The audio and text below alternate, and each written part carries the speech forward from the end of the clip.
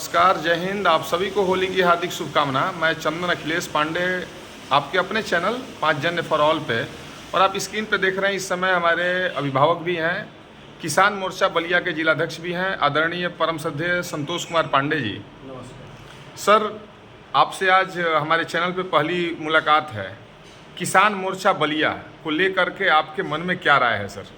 सबसे पहले तो मैं आप सभी को, पूरे जनपद वासियों को, पूरे प्रदेशवासियों को और पूरे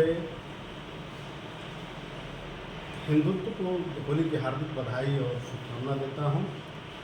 और जैसा कि आप पूछ रहे हैं कि इस शुभकामना के साथ किसानों के बीच में मुझको रहना हुआ 2 साल, लगभग 3 साल हमारा आसपास हो रहा है। मैं इसलिए पूछ रहा हूँ कि क्योंकि आपसे पहले किसान मोर्चा भी होता है बलिया में, ये किसी को पता नहीं था, और आप आए, आपके तेवर को, आपके शौर्य को हमने देखा है। मैंने व्यक्तिगत रूप से देखा है।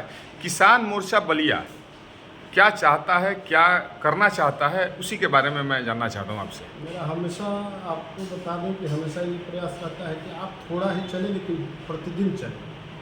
आप अपने अंदर से अपने जो भी आपको दायित्व मिला है, उस दायित्व पर आप ईमानदारी से काम करें, और उस काम को धरातल पर दिखना चाहिए। ये नहीं कि हवाई काम करें और उसको उससे नहीं। जब तक आप दिलों पर राज नहीं करेंगे, तब तक आप कुछ राजनीति में नहीं कर सकते, सेवा तो कर ही नहीं सकते।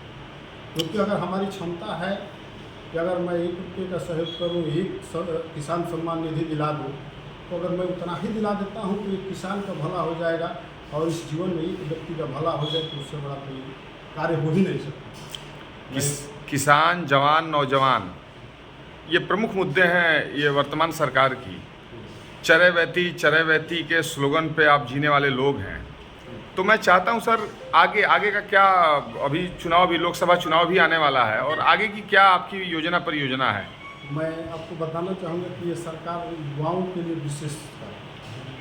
मैं आपको जानकारी देता हूँ, किसानों के लिए जो युवा हैं वो उद्योग का रूप बदलता जा रहा है। अगर नए युवा इतनी मेहनत करें और इसको अपना रूप परिवर्तित कर देते हैं, और ये उद्योग का रूप, माननीय मोदी जी और योगी जी ये चाह रहे हैं कि प्रत्येक युवा एक उद्योग खड़ा करे जो जिस पर राष्ट्र का निर्माण हो। और 1947 तक जाते जाते अगर विकसित राष्ट्र बनाना है तो युवाओं को कृषि क्षेत्र में घुसना ही पड़ेगा और इसका विकास करना पड़ेगा। यही एकमात्र विकल्प है, क्योंकि कोई सरकार आपको 100% रोजगार नहीं दे सकती।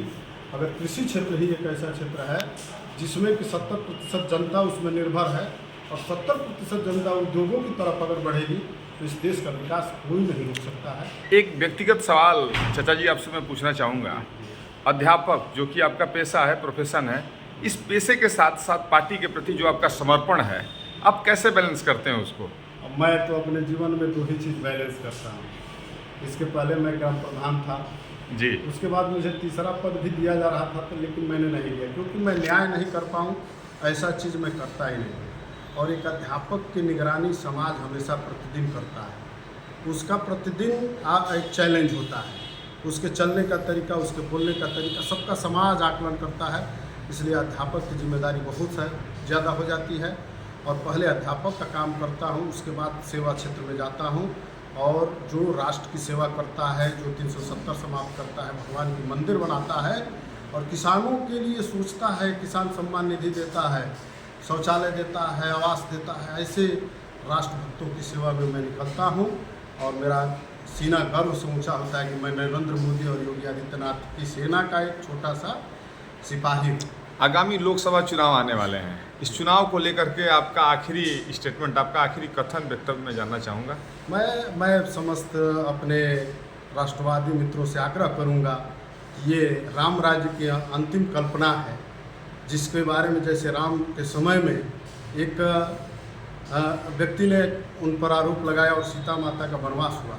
मैं नहीं चाहता हूँ कि आप भी उस तरफ से आएँ, और आज माननीय मोदी जी और योगी जी का समर्थन करके इस देश को उस गौरव की तरफ ले जाएं जो सनातन धर्म की अंतिम पराकाष्ठा होगी, और 1947 में भारत विश्व गुरु बनेगा, और हमारा जो चाणक्य का सपना था पूरा राष्ट्र एक हो, हिंदू राष्ट्र एक हो, वो सपना पूरा हो। एक आखिरी सवाल इस चैनल के माध्यम से मैं आपसे पूछूंगा, ये जो हमारी लोकेलिटी है पूरे भारत में और उत्तर प्रदेश में, बलिया से बाहर हम लोग जाते हैं तो बलिया को बहुत पिछड़े निगाह से देखा जाता है। आगामी क्या क्या संभावनाएं आपके नज़र में दिखती हैं? पिछड़ा तो देखा जाता है, लेकिन बहुत ऊर्जा वाला क्षेत्र है। बिल्कुल, इतिहास गौरवशाली है हमारे बलिया का, लेकिन फिर भी आगामी क्या क्या संभावनाएं हैं आप हमारे दर्शकों को बताएं। जिस तरह से भारत की बनावट है उस तरह हमारे बलिया का बनावट है, इसलिए भारत समुद्रों से घिरा है, बलिया नदियों से घिरा है, इसलिए हमारा भारत अपने आप में राष्ट्र है और इस राष्ट्र की संकल्पना अपने आप में इतनी ऊर्जा है यहाँ। और देखिए आज एक्सप्रेसवे आ रहा है, पूर्वांचल एक्सप्रेसवे आ रहा है, गंगा एक्सप्रेसवे, ग्रीन एक्सप्रेसवे आ रहा है, ये कटर नाले का विकास हो रहा है, मेडिकल कॉलेज की जल्द शिलान्यास होने जा रहा है। रोडों की स्थिति आप चुनाव से पहले देखिए कितनी खराब थी, हमारे माननीय मंत्री जी ने बीच चुनाव में रोड बनवा दिया। ये अद्भुत ये संयोग है, आज ऊपर से नीचे तक हर हमारी सरकार ये चाह रही है कि हर व्यक्ति का विकास हो, हर क्षेत्र में विकास हो। और हम यही चाहेंगे इस बार हम लोग मोदी जी को 400 पार पहुँचाएँ और देश को अपनी चरम पर पहुँचाएँ, ऊंचाइयों पर पहुँचाएँ और उनकी पूरी ताकत दे, जिससे हमारी संस्कृति, हमारा सम्मान, हमारा मान सम्मान, हमारी बेटियों की रक्षा और किसानों की इज्जत बची है। बहुत बहुत धन्यवाद आदरणीय जिलाध्यक्ष जी। आप सुन रहे थे, आप किसान मोर्चा बलिया के जिलाध्यक्ष, क्रांतिकारी जिलाध्यक्ष, जो अपने तेवर, अपने जेवर और अपने संपूर्ण सहमति के लिए, अपने सर्वोपरि सर्वांगीण सहयोग के लिए जाने जाते हैं। आप संतोष पांडे हैं, आप इनको देख रहे हैं। बहुत बहुत धन्यवाद आपका। धन्यवाद।